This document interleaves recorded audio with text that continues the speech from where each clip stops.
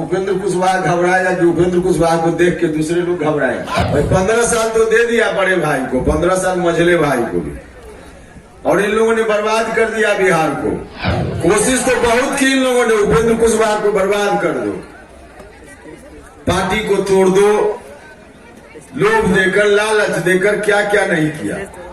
उन लोगों को भी वोट मिला जो लोग 15 साल तक सत्ता में रहे, तमाम जाति धर्म के लोगों का से जो उनको ताकत मिली उसका इस्तेमाल आपके लिए नहीं किया, अपने बाल बच्चों की तिजोरी को भरने में किया। नमस्कार, मैं अनुष्का और आप देख रहे हैं MV News। सीतामढ़ी की एक चुनावी सभा में उपेंद्र कुशवाहा ने सरकार की जम के कमियां गिनवाई। उन्होंने नीतीश कुमार से लेकर तेजस्वी यादव तक का जम के मजाक बनाया। यहाँ तक कि उन्होंने ये भी कहा कि कुछ लोग तो 9वीं फेल होने के बावजूद भी वोट मांगने निकल पड़ते। आइए खुद से सुनते कि और कुछ उन्होंने क्या कहा है। इतनी भारी भीड़ के साथ उपस्थित सम्मानित अभिभावकगण, भाइयों, मित्रों, मीडिया के बंधुओं, माताएं बहनें भी हैं। मित्रों, आपकी यह भीड़ को देखकर और नौजवानों का जो उत्साह है उसको देखकर ऐसा लगता है कि आप लोगों ने चंद्रिका पासवान जी को विधानसभा में भेजने का निर्णय ले लिया।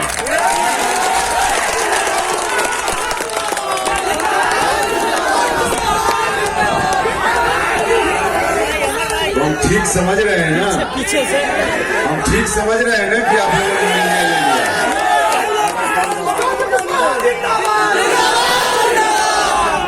उपेंद्र कुशवाहा मत घबराना, अरे भाई यही तो गलत नारा है आपका। अब उपेंद्र कुशवाहा घबराए या उपेंद्र कुशवाहा को देख के दूसरे लोग घबराए।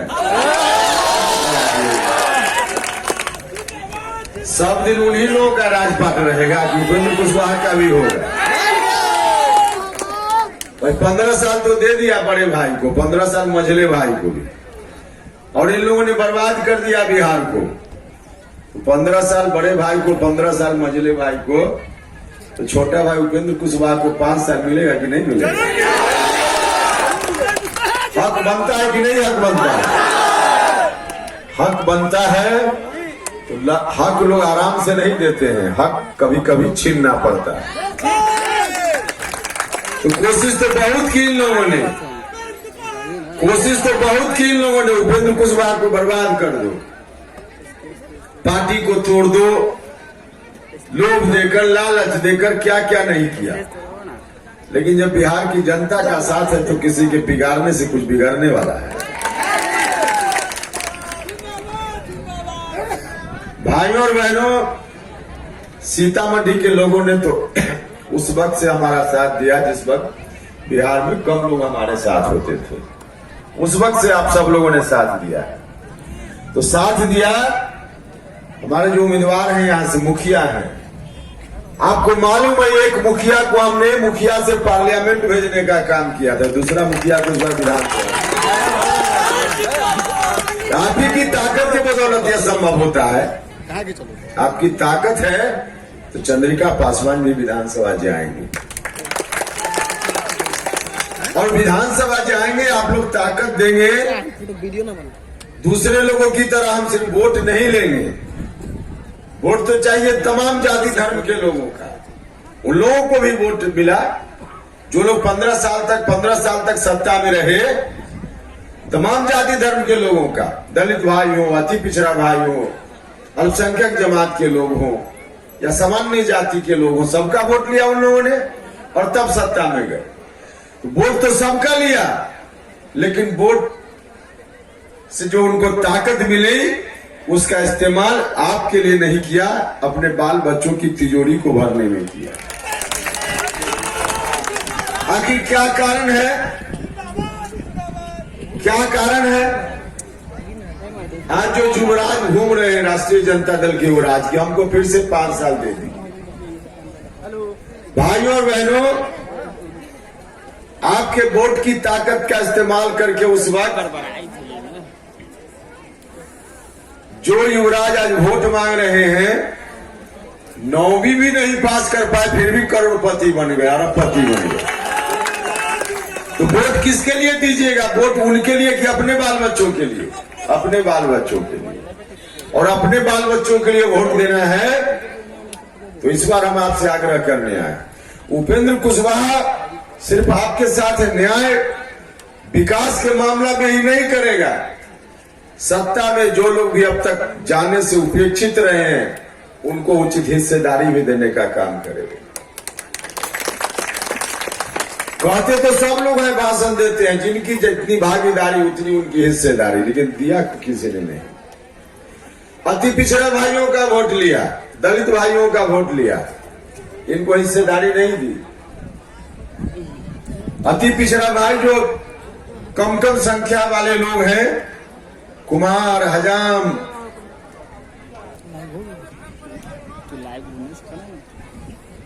और भी दुनिया, चंद्रवंशी, निषाद, इस तरह की जो जातियां हैं, अति पिछड़ा भाइयों की भावना को आकर्षित करके वोट लिया, लेकिन हिस्सेदारी नहीं दी। हमको ताकत दीजिएगा तो हमने तय किया है समाज में जो अलग अलग उपेक्षित समूह के लोग हैं, हम 4 उप मुख्यमंत्री बनाने का काम करेंगे। उपेंद्र कुशवाहा अकेले एक अन्य मार्ग में नहीं बैठेगा, बगल में अति पिछड़ा समाज से किसी व्यक्ति को डिप्टी सीएम बनाकर बैठाने का काम करेगा। एक दलित समाज से किसी व्यक्ति को डिप्टी सीएम बनाकर बैठाने का काम करेंगे। और एक तीसरा अल्पसंख्यक जमात के भी किसी नेता को डिप्टी सीएम बनाकर बैठाने का काम करेंगे। वोट चाहिए इन लोगों को अल्पसंख्यक जमात का, लेकिन हिस्सेदारी नहीं। उपेंद्र कुशवाहा हिस्सेदारी भी देगा। और जो अगड़ी जात के लोग हैं, उसमें भी गरीब लोग हैं, उनके साथ भी बेईमानों ने न्याय नहीं किया है, तो एक उस समाज से भी हम डिप्टी सीएम बनाएंगे, 4 डिप्टी सीएम बनाएंगे। तो सत्ता में भागीदारी देने का काम भी करेंगे। और जो बर्बाद है आपके बाल बच्चों का भविष्य, 30 वर्षों में इन लोगों ने बर्बाद किया है, उसके लिए भी करेंगे। भाई और बहनों, आज क्या स्थिति है सरकारी स्कूल कॉलेज की? कहीं पढ़ाई लिखाई होती है क्या? किसी परिवार का बच्चा हो, अगर उसको आगे बढ़ना है तो शिक्षा के बिना कोई उपाय है क्या? शिक्षा के बिना कोई उपाय नहीं। शिक्षा ही एक सीढ़ी है, जिस सीढ़ी पर चढ़कर कोई भी किसी परिवार का बच्चा ऊंची से ऊंची जगह पर पहुंचता है। शिक्षा नहीं तो कुछ नहीं। भाई और बहनों, जो पैसे वाले लोग हैं उनको तो बहुत कठिनाई नहीं होती है, सरकारी स्कूल में पढ़ाई नहीं है तो नहीं है। अपने बाल बच्चों को उनको पढ़ाना है तो सरकारी स्कूल में नहीं तो प्राइवेट स्कूल में पढ़ाएंगे। लेकिन गरीब आदमी कहां जाएगा? गरीब आदमी भी सपना देखता है, उसको भी सपना देखना चाहिए। अच्छा, गरीब आदमी को भी सपना देखने का अधिकार है कि नहीं है कि उसका बाल बच्चा भी डॉक्टर बने, इंजीनियर बने, एसपी बने, कलेक्टर बने, बड़ा इंसान बने? उसको भी सपना देखना चाहिए कि नहीं देखना चाहिए? गरीब आदमी को भी सपना देखना चाहिए। गरीब आदमी का क्या मतलब? हमेशा उसका परिवार का आदमी ठेला चलाएगा, रिक्शा चलाएगा, मजदूरी करेगा? अरे भैया ठीक है, जो लोग ज्यादा उम्र के हैं, अब जिस तरह से ठेला चलाते, रिक्शा चलाते, उनका जीवन कट गया, लेकिन उनके मन में भी सपना होना चाहिए कि नहीं होना चाहिए कि उनका बाल बच्चा भी आगे बढ़े? अगर उनका सपना भी है और होना चाहिए तो कैसे पूरा होगा उनका सपना? पूरा होगा तब जब उनका बाल बच्चा भी पढ़ेगा लिखेगा। नहीं पढ़े लिखेगा तो उनका सपना पूरा कभी हो ही नहीं सकता है। और पढ़ना लिखना चाहे गरीब घर का बच्चा तो कहां पढ़ेगा? प्राइवेट में नहीं पढ़ सकता, इसलिए कि पैसा नहीं है। पढ़ेगा उसी सरकारी स्कूल में जिस सरकारी स्कूल में खिचड़ी कहीं कहीं जरूर बटती है, लेकिन पढ़ाई लिखाई नाम की कोई चीज नहीं। चौपट है पूरे तौर पे। 15 साल 30 साल में इन लोगों ने जो बर्बाद किया है नौजवानों का भविष्य, लाखों करोड़ों बिहार के गरीब लोगों का, नौजवानों का, छात्रों का जीवन बर्बाद कर दिया इन लोगों ने। अगर इन 30 वर्षों में स्कूल कॉलेज में सरकारी में अगर ठीक से पढ़ाई होती तो बहुत सारे गरीब घर के बच्चे जिनका जीवन बर्बाद हो गया, उनका जीवन नहीं बर्बाद होता, पढ़ लिख कर आगे बढ़ सकते थे। लेकिन नहीं हुआ। भाइयों और बहनों, इन 30 वर्षों में जितने गरीब घर के नौजवानों और छात्रों का जीवन बर्बाद हो गया होगा पढ़ाई लिखाई नहीं होने के कारण, अब कोई उपाय है दुनिया में कि उनके जीवन को फिर से वापस लौटा दिया जाए? कोई उपाय है? कोई उपाय नहीं है। हाँ, लेकिन जिनका जीवन बर्बाद हो गया उनके लिए कोई उपाय नहीं है। लेकिन अब किसी छात्र नौजवान का जीवन आगे बर्बाद न हो, इसका उपाय है। आगे नहीं बर्बाद हो, इसका उपाय है। और यह उपाय आपके हाथ में है, आपके हाथ में है। आपके बाल बच्चों का भविष्य भी आगे न बर्बाद हो, अगर आप चाहेंगे तो अब आपके हाथ में। जिन लोगों ने बर्बाद किया, मौका आपने दिया, आपके लिए इंतजाम नहीं किया। अब उनसे मुक्ति पाइए और अपने बाल बच्चों की खातिर एक बार हमारे गठबंधन को वोट देने का काम कीजिए। आप चाहेंगे परिवर्तन यदि हुआ तो बिहार के सरकारी स्कूल में भी दिल्ली के सरकारी स्कूल से ज्यादा ठीक ठाक पढ़ाई का इंतजाम हम करेंगे। हमने देखा है जब भारत सरकार में मंत्री थे तो देश भर में कैसे स्कूल चलता है, सरकारी स्कूल। देश के कई राज्य हैं जहां सरकारी स्कूल प्राइवेट स्कूल से ज्यादा अच्छा है। अगर वहां का सरकारी स्कूल अच्छा हो सकता है तो बथरा, सीतामढ़ी और बिहार का सरकारी स्कूल अच्छा क्यों नहीं हो सकता? यहां भी हो सकता है। गरीब लोग बीमार पड़ते हैं तो इलाज के लिए कहां जाते हैं? उसी सरकारी अस्पताल में। पैसे वाले लोग बीमार पड़ते हैं तो सरकारी अस्पताल में जाते हैं? नहीं जाते, प्राइवेट में जाते। लेकिन गरीब आदमी बीमार पड़ता है तो कहां जाता है? उसी सरकारी अस्पताल में, जिस सरकारी अस्पताल में बेड पर पेशेंट नहीं सोता, कुत्ता सोता है। अखबार के लोग खबर छापते रहते हैं। यही दुर्दशा है सरकारी अस्पतालों की भी। भाइयों और बहनों, यहां से गरीब लोग दिल्ली जाते हैं, कई बार बड़ी बीमारी होती है, जमीन बेचकर, कर्ज लेकर किसी तरह से पैसा का थोड़ा इंतजाम करें। हम लोग दिल्ली में रहते हैं, लोग जाते हैं, कहते हैं कि इलाज करा दीजिए किसी तरह से। वहां भी दिल्ली में सरकारी अस्पताल में इलाज होता है उनका।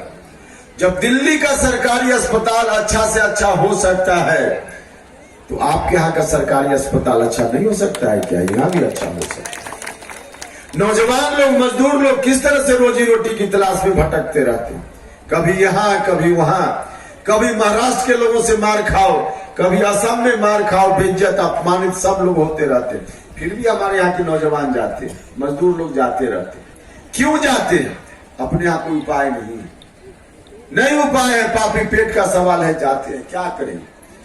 माता बहन यहाँ बैठी हुई है, भाषण सुनने आई है। परिवार को छोड़कर नौजवान लोग, बूढ़े माँ बाप को छोड़कर 2 साल 3 साल घर से बाहर, शादी होती है, सप्ताह नहीं बीतता, नौजवान चला जाता है कहीं पैसा कमाने के लिए, पेट पालने के लिए।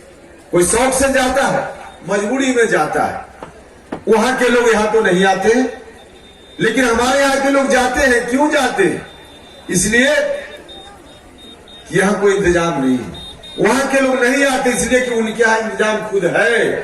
भाइयों और बहनों, जब वहां के लोगों के लिए, नौजवानों के लिए, मजदूरों के लिए उसी धरती पर रोजी रोटी रोजगार का इंतजाम हो सकता है तो बथनाम के भाइयों और बहनों, आपके लिए, आपके नौजवानों मजदूरों के लिए इस धरती पर रोजी रोटी रोजगार का इंतजाम नहीं हो सकता है क्या?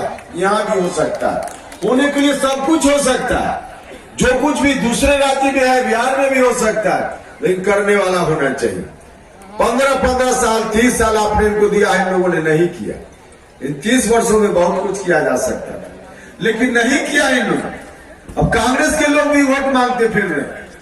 कांग्रेस तो ऐसे ही पिछलग्गू पार्टी है जिसका कोई अपना अस्तित्व ही नहीं है, पिछलग्गू पार्टी है।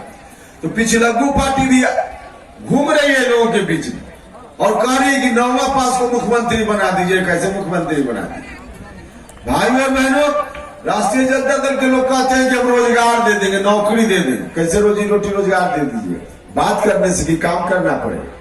तो ऐसे ही तमाम खबरों के लिए बने रहे हमारे साथ MVNews.live पे। और अगर आपको हमारा वीडियो पसंद आए तो जाते जाते चैनल को लाइक, शेयर और सब्सक्राइब करना ना भूलें।